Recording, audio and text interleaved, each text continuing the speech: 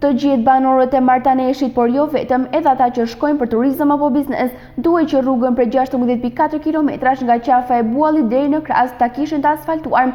Kjo do të bëjë mundër me projektin që ka nisur të zbatohet 2 vite më parë me një vlerë prej rreth 11.2 milion eurosh. Por si duket nga pamjet, gjendja është kjo që shihni. Rrugës i është hedhur shtresa e fundit e zhavorit për ta bërë gati për asfalt, por ky i fundit nuk duket të jetë shtruar në as një centimetër.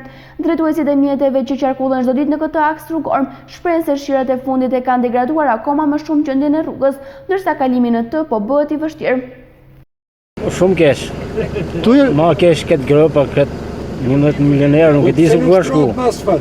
Se ka kanë ikë, nuk e di. To humje madhe, këtë gropa, këtë lësh, nuk e di se ku shkën shoferët, ku shkën punëtorët. Projekti për sistemim asfaltimin e rrugës Qaf-Buall-Kras me gjatësi për 16.4 kilometrash është financimi i Autoritetit Rrugor Shqiptar në vlerën e 11.2 milion euro.